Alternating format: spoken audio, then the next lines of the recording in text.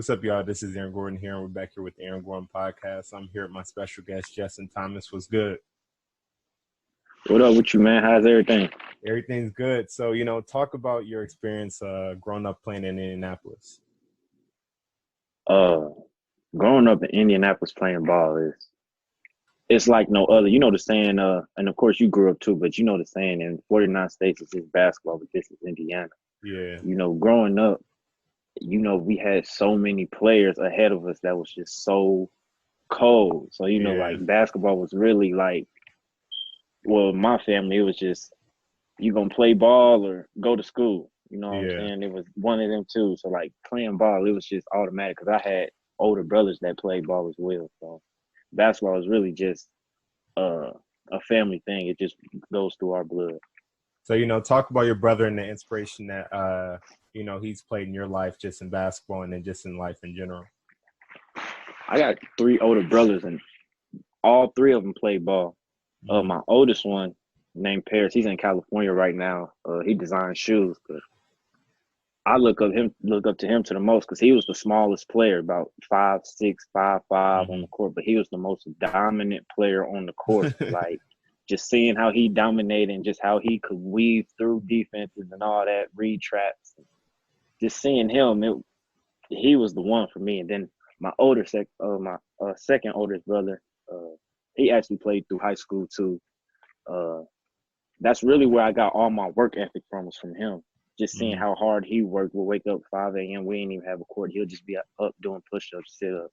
And then when we got a court outside, it felt like we had a gym in the backyard. It felt like we had a gym. We didn't really have to go nowhere, but in the backyard to play basketball. You know what I'm saying? So he will wake up, go outside, shoot, take a nap, shoot. And I'm young. I'm watching him. I'm like, dang, like, if this is what it takes, then let me go ahead and do this. So, like, that's really how I got better. I used to just play outside in the backyard all the time with my brothers, just all day long from sun up to sundown, putting chairs down, doing drills, to lifting weights, jumping around with the weight vest. So that's really how I actually got good in basketball. So, talk about some of the battles that you have. Obviously, your dad used to coach you with Indiana Elite, and we used to have those crazy battles. Talk about, playing with Indiana Elite Jazz and, Kip and CJ and all them dudes on that squad. Bro, playing it, that was like one of the best times of my life, just that span. Yeah. Because just the relationships that I met off of the AAU circuit, Indiana Elite Jazz period, just the relationships that I got still to this day. But being able to play with Kip and CJ, as you mentioned, we all lefties.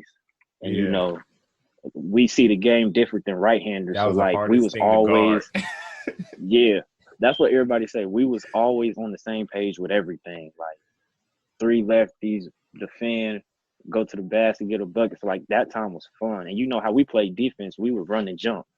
Yeah. So, like, it would be us 3. We had Mike Folks. We had a lot of people. Yeah, it was crazy because, like, our coach, Coach Peterson with the Indiana League, it was crazy because, like, we had this crazy rivalry. If y'all didn't know, if y'all look through my Facebook and all that, we got a ton of pictures on there. But it's like we were like a suburban team. It was like me, VJ, all them dudes, CJ Hedgepeth, and then you had like sort of the city boys, and it was kind of like a rivalry like that. And what's so funny is like y'all had Landon too, another lefty. Like y'all had like all 4 or 5 on the court was all lefty. So our coach was like, y'all would never guard that in y'all entire life. So we just gonna go zone because every other team we manned up with against y'all. It's like I've never played against a team where like almost everyone on the team is left-handed. And that was like the craziest thing. Like I look back at it now, I've never seen a team with more than like 3 players that are left-handed on there. Yeah, and it's crazy you say that because all right-handers say left-handers are the hardest people to guard. Like, because left-handers is not normal in the regular world. The world is good on right hand. That's what my dad used to say. So, like, I could already understand that. Like, people used to always say left-handers hard to guard. But just growing up with the Indiana Elite Jazz, just all the relationships that we'd have made, even, like, from the rivalries with y'all, just, we had Xavier Simpson from Ohio. A lot of different relationships built, like, that still lasts long to this day. It wasn't just around that course of time. It still goes on to this day. So like that AAU time, around that time was fun because we all could hoop, we all battled, but at the end of the day, we all was friends off the court. You know what I'm Yeah. saying? And that's what made it even better. So, talk about, growing up and you actually played for Carmel a little bit, talk about playing for Carmel and then transitioning back in the Pike. Well, the Carmel situation had happened because my oldest brother that I was talking about, he had got cut from Pike. Mm-hmm. And he had a best friend out in Carmel. And he told him, come on out there, let's go out there. So transitioning from Pike to Carmel was obviously a big difference, big change, just being around predominantly Black people, going around being only go 2-3 Black people in the school, you know what I'm saying? So that was a big difference right there. But again, like I said, the relationships that I built over at Carmel still last to this day. You know, Cameron Lindley doing his thing at soccer and all that. So, I mean, I still talk to these guys to this day. But playing at under the Carmel situation, it's a lot different from playing over at Pike. It's a lot more structured and X and O's. You know what I'm saying? You know how Carmel plays. They just so strict on everything. Yeah. But yeah, so that was really the biggest change. But I mean, just me being there for the 2 years that I was, it was a good time though. Like I still met good relationships. I was just looking through a book today, yesterday actually, from the pictures from the Carmel team that I was playing on. And just looking back at those relationships, it was just like, dang, that's crazy. Because Preston played on that team, right? Yeah, Preston did. Yep. Yeah, y'all we had a lot. Garrett Covington, you know, Garrett Covington. Yeah, he moved to Atlanta a couple years after. Who else was on that team? Y'all had some good players on that squad. So talk about he was okay. So talk about you went to New Augusta, or you went to Guy and then New Augusta. Talk about transitioning back into Pike, going to was it Zion Creek and then New Augusta. Transitioning back in Pike. Transitioning back into Pike was easy because I already had friendships built. But when I went to Guy in 7th grade, it was really a change because that's when I got exposed to a lot of different things that maybe a 7th grader shouldn't be getting exposed to at an early age. You know what I'm saying? So at Guyan, everybody was just, well, in the Pike area period, but at Guyan, everybody was just off the chain. You could tell, like, just the household upbringing wasn't probably as how it should be, but that was the environment that I was in. So, like, it kind of started to rub off on me because when you're around something every day, it just, started to rub off on you. And I was the guy, I was cool with everybody. So, like, I would hang with, this gang and that gang. I was cool with everybody, you know what I'm saying? But just the environment started rubbing off on me. I was getting in a lot of trouble, like unbelievable amounts of trouble, to the point where, like, my mom, like, we gonna have to send you to a military school or something. You don't get your act together. Yeah. You know what I'm saying? So that right there was just, it was fun, but it was a mess at the same time. Yeah. You know what I'm saying? And then basketball at Guyan was fun because we was just let loose. Like, the relationships we still close to this day. They actually are the screensaver on my other phone after we won the championship at Pike. Yeah. But who was on that team? Basketball, Mike Folks was on that team. Mike Folks, Keyshawn Chosen was on that team. Chosen. Yeah. Yeah, Keyshawn. Johnny Williams. Yeah, we had some real good players. A lot. Hawk. Yeah, Hawk. Yeah. Dang, y'all was loaded. A lot of two-sport.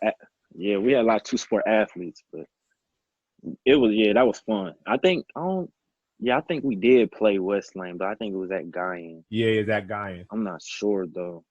But y'all probably won though. Yeah, no, we didn't lose the game in middle school. There you go. But hey, we didn't lose no game in middle school. Our Hoosiers teams were beatable, but our West Lane teams were not beatable. Bro, we gonna get into that because I got some stuff to say about that. Anyway. All right, hey, let's talk about that. All right, we gonna get back to Guy and New Augusta, but y'all really wasn't even that good, bro, if we being honest. What? Look, any team that goes 40-0 is good.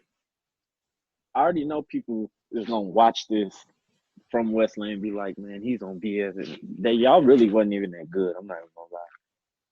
But you We know didn't. me, I'm a competitor, so I'm gonna say Who did we whatever. lose Y'all to? really wouldn't.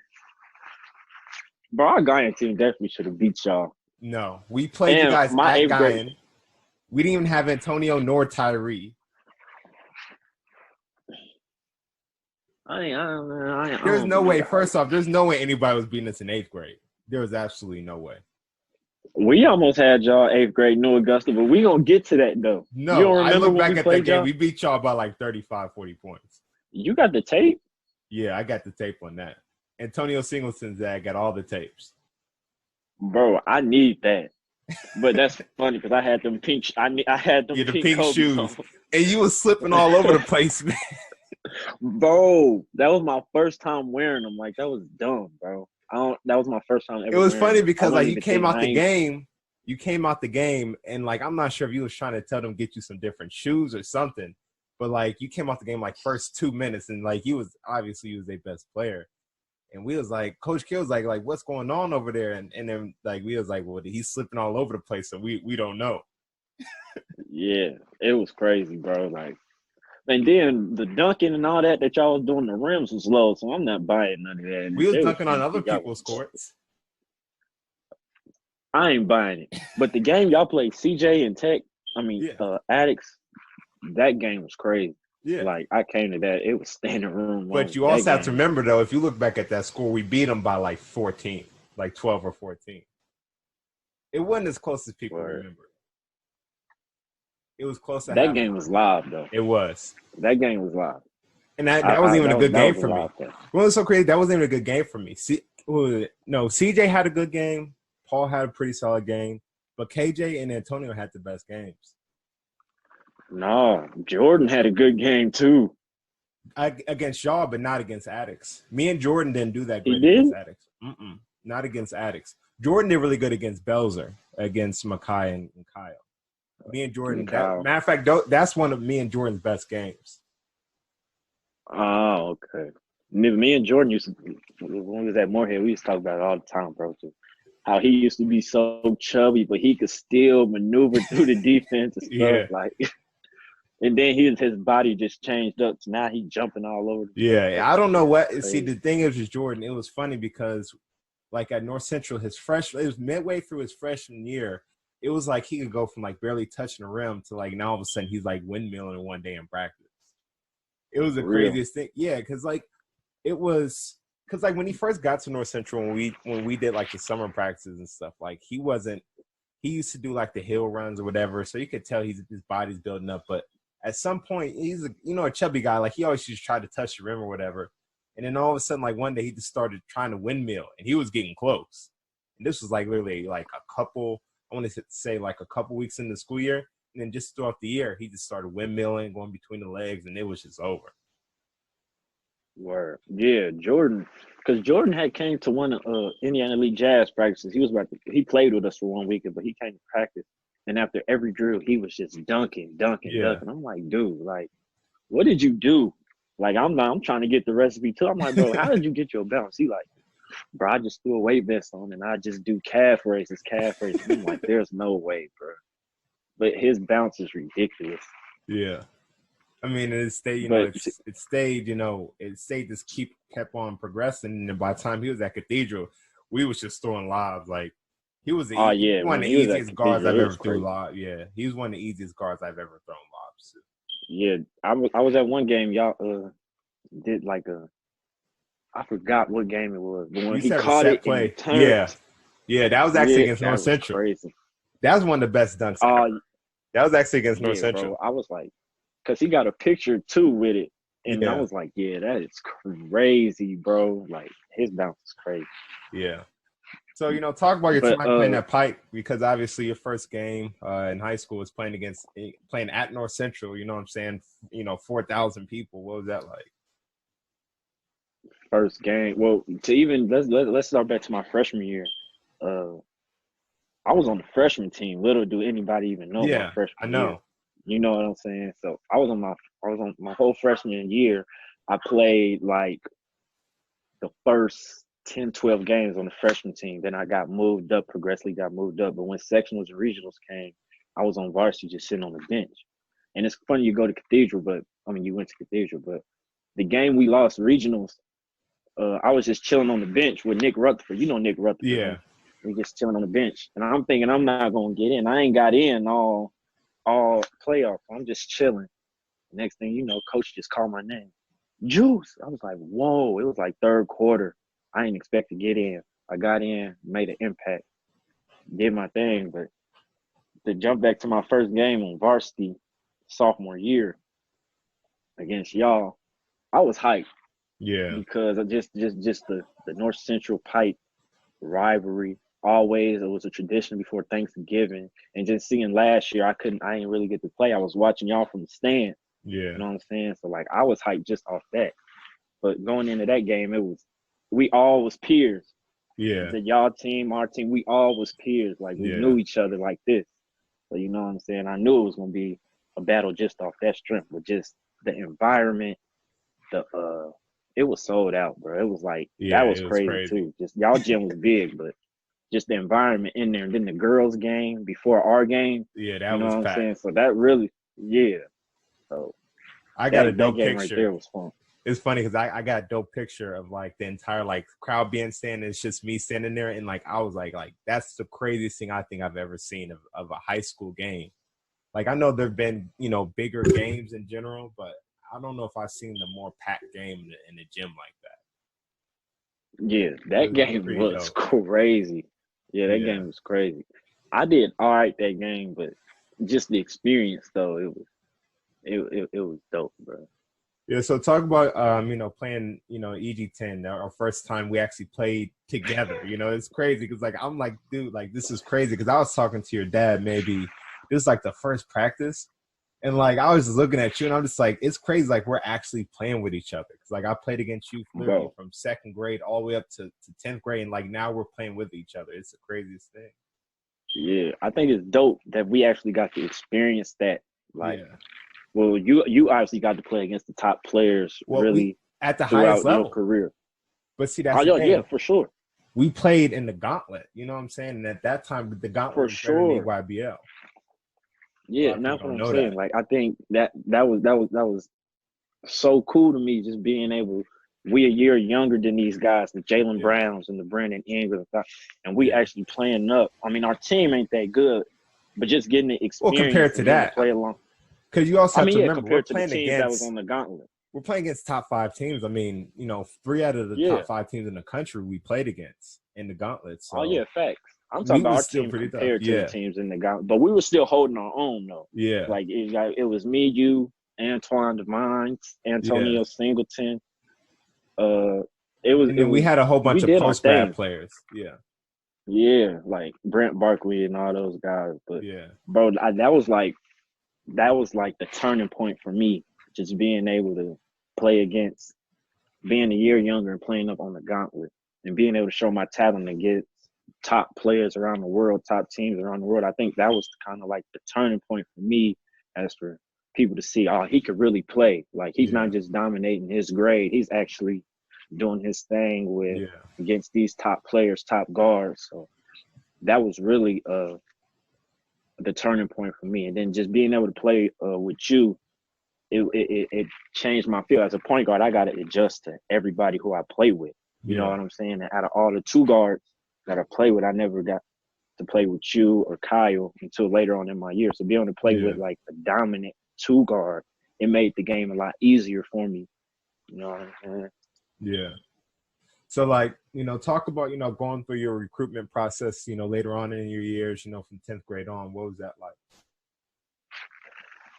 I didn't get my first offer till my sophomore year, and that was from Western Illinois. But recruitment for me was slow because I was kind of like a late bloomer with everything. I didn't really start getting offers until like my junior year, AAU type around that area. Recruitment with me was slow because a lot of coaches were saying he has the talent of a high major guard, but his height. You know what I'm saying? I don't really know if I'm going to take the chance on him. But mid majors was saying he's hearing from high majors, so there's no way he's going to, mess with us mid majors. So I was in between those things. So I really was just getting a lot of calls, a lot of interest, but nobody wasn't really extending that offer. But Western Illinois was the first school that offered me, Billy Wright.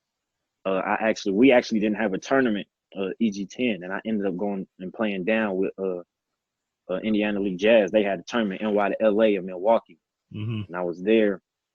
And Billy Wright, he stopped in, and he was watching me, and it was crazy. I didn't even play that good, but he texted me after the game. He was like, "Man, I like your game. I'll be at the next one. Make sure you get buckets." That's exactly what he said. I was like, "All right, coach, appreciate it." That game, I had came out and I had 46 points. Like, I was going crazy. Like, bro, it was that zone you get in. It's just like a zone where you just feel like I was in that zone. Yeah. And so after the game, he extended the offer. We got on the bus. We was driving the bus, and I told my dad, and we ended up pulling over. And like the whole everybody that was in the van just was going crazy for me, cheering for me. Like, it was crazy, bro, because it was a long time coming. Like, you know how hard I used to work, or still work, but you know how it was a long time coming, bro. So that first offer from West Illinois was the one that set it off. And then I ended up getting like Drake. My senior year, Wisconsin was on me real heavy. I really can't think because that was a while ago. Yeah. NIU, they offered me towards the end, but recruitment was slow for me. What was that process like going to Northern Illinois? Northern Illinois came like very late in the game because I was waiting on Wisconsin, but the guard that offered ended up taking it. So Wisconsin was out the picture. So Northern Illinois, they came in last second and came to visit me while I was at school, all that. So after my graduation, I ended up committing to Northern Illinois and signed the papers at my open house or whatever. And that's really how Northern Illinois came. They really came late in the game, like after high school senior season type thing. So. So, talk about, what was your experience like when you first get to Northern Illinois? What was your experience like in general? It was different because college is way different from high school. Yeah, it's very different. But going to NIU, it was in DeKalb, Illinois. It was a small city, but we was like about an hour and a half away from Chicago. So like really it was a small city. It was really nothing but everybody that go to the school and that's involved with the school around. You know what I'm saying? So at NIU, just transitioning from high school to college, just being able to being on my own now, being on my own, having to do things, time management and things of that nature.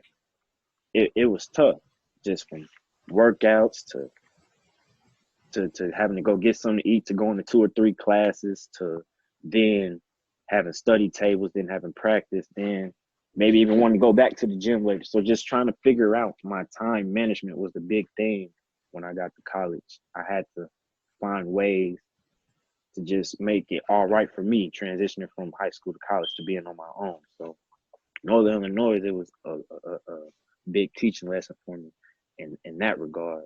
But I grew as a player like no other, just because, I'm a student of the game. I'm always want to learn, like any kind of way I can get better. But just from the weight room to the court, I just grew so much. It was a good experience for me.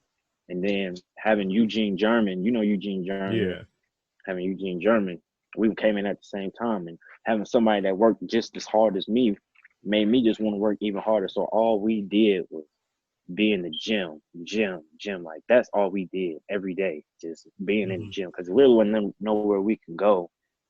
So all we did on our nights time we had off, we would go to the gym, watch basketball games in the locker room, then just work out, come back, watch more games. So just seeing, bro, we was just living basketball. That's all we was doing at NIU. So what was that transfer year like when you decided to go to Morehead State? What was it like, sitting out? How hard was it? How easy was it, to be able to take that time off? I actually wanted to sit out. So like, I actually wanted a year off to just lay off, get some weight off my shoulders, you could say. Because I never had, by God's grace, I never had an injury that helped me, that led me to sitting out or anything like that. So like me sitting out for my transfer year, it was like the first time I ever sat out like for basketball. So sitting out, it was actually the best thing that ever happened to me in my eyes. And I say that because just having the time, and because you redshirt too, but just having the time to figure myself out mentally, physically, emotionally, and spiritually, just growing in all different type of ways. And that's all you really have during that time.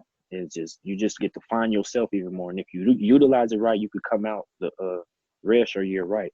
So that whole redshirt year, I wasn't doing nothing but working out. I got into reading books. I started reading books. Just doing things that I like. I was just finding out different things about myself that I didn't know about myself prior to the redshirt year. You know what I'm saying? So sitting out, it was tough at first, but like once I just started realizing like this really a benefit more than a negative is when it started to get easy.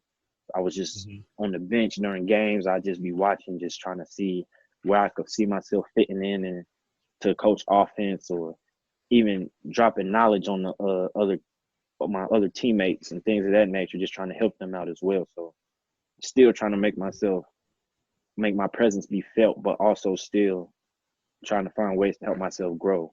But the redshirt year is definitely something that I think people should not be scared of because it's very beneficial in the end.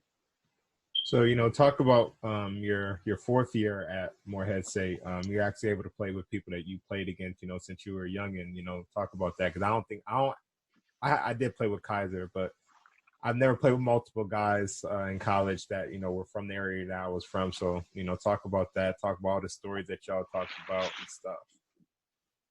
It was easy. So, like the transition into Morehead was actually easy because I actually knew them. So, like I didn't have to come in.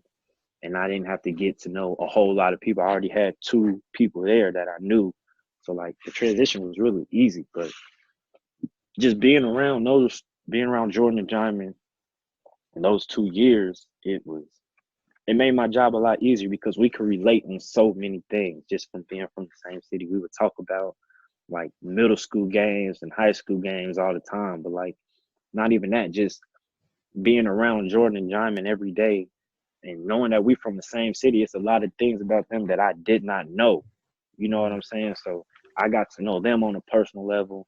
They got to know me on a personal level. And we grew a bond that's really unbreakable now. So like we would work out with each other. We would do everything with each other, work out with each other, play games with each other, have serious talks with each other. So like we actually grew a bond where we actually wanted to like a bond where people actually dream of, just wanting to help each other and just making sure you all right, things of that nature. Yeah. So like with us, it's actually way bigger than basketball. Like even if like we ain't even gonna play with each other no more. I mean, as of right now, we don't know, but we ain't even gonna play each other no more. But we still check up on each other, text each other, talk to each other every day. So like that's how I know it's way bigger than basketball with us too. For sure. So, but talk about where you got your nickname, the Juice at. Juice.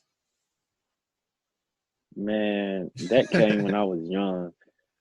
So Xavier Simpson, he played with us for a while when we was younger, and his dad had came to one of our games, and he was just seeing, and me and Xavier was having a good game. He was in the stands, and he was just yelling, "Juice, Juice, that's my guy, Juice." And then from then on, it just stuck. Yeah. Like from players to parents to even teachers calling me Juice, like commentators calling me Juice. So like people actually think that's my real name. Like honestly, if you go to some people and be like, Justin Thomas, they probably would be like, I don't know who that is. You be like, Juice Thomas, they're like, oh, okay, I know now. You know what I'm saying? It's something that stuck with me ever since. But that's how I got my nickname, though. Everybody calls me Juice. And every time I meet somebody, whether it's a girl, it'd mainly be girls, but they be like, what's your name? I'll be like, Justin.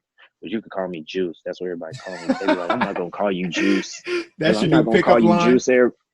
Man, but everybody, they be like, I'm not gonna call you Juice. Everybody call you Juice. And little do you know, about a week later, they end up calling me Juice, just like everybody else. So I be like, So, to end out the podcast, talk about your favorite basketball memory. Favorite basketball memory? Yeah. That's a tough one. Is it beating us in nationals? 8th grade nationals. Or was that? No, that was 5th grade. Oh, I forgot about that. We dubbed y'all. Yeah, it was bad. We did beat y'all. I forgot about that. My favorite accomplishment probably, or greatest memory, it had to be them years from my sophomore year and junior year playing on the circuit. Yeah. And I say that because, first of all, just traveling around the world. Yeah. Actually, I got two. But just traveling around the world and just playing against top competition and people that you be watching on YouTube and things of that nature, and actually getting to face off against them and meeting them and building a relationship with them. I think that was probably the biggest thing. But my second one would probably be me going to China. Me and Jordan had went to China this past summer, and that was like the greatest thing I ever did in my life, let alone people don't even get to go to their border states. You know what I'm saying? But me being able to go to China for basketball and be able to grow in my faith and things of that nature, it was like, that was one of the best things that I ever could have done in my life. I think it is the best thing right now that I've done in my life. So them two right there for sure. For sure. So tell everyone where they can follow you at, Instagram, Twitter, or whatever. Twitter, y'all can follow me _JThomas12. Instagram, you can follow me at JuiceThomas0. Snapchat, JThomas0. Facebook, Justin Thomas. You can find me anywhere. I'm an open book. All right, for sure. But now man. let's get back on. No, hold on. Let's get back onto this West Lane. And my 8th grade year, bro. We almost beat y'all, bro. No, y'all did not. I had